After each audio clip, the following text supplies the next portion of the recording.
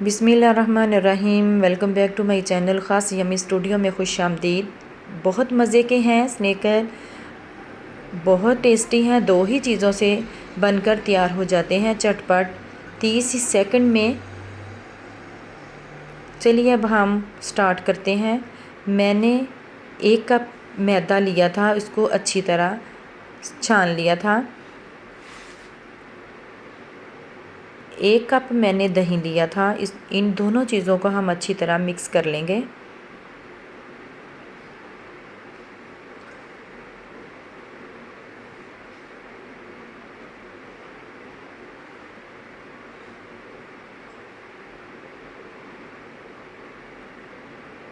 तीस सेकंड में हमारे स्नैकर बनकर रेडी हो जाएंगे। जितनी देर में हमारी चाय बनती है उतनी देर में स्नैकर भी बन जाएंगे।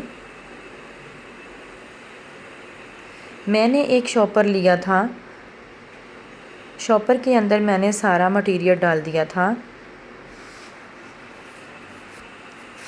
और हाथों की मदद से अच्छी तरह इसको प्रेस करते हुए मैंने हाथ में पकड़ लिया था। आगे से मैंने थोड़ी सी मिठाई रखते हुए मैंने इसको सीज़र्स की मदद से कटिंग कर ली थी।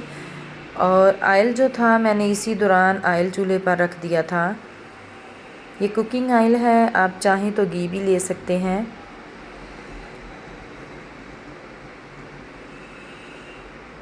स्लो आंच पर हम इसको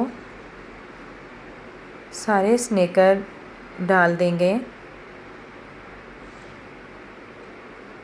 बहुत देर बाद वीडियो लेके आई हूँ, कुछ आज़माइश की वजह से वीडियो नहीं लेके आई। व्यूअर्स दुआ किया करें कि मैं ज़्यादा से ज़्यादा जल्दी से जल्दी वीडियो लेके आया करूं।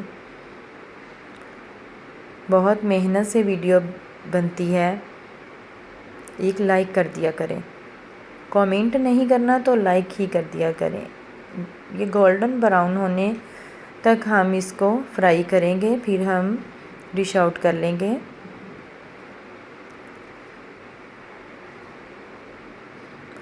मैंने शुगर ली थी, शुगर मेरे पास बारीक थी।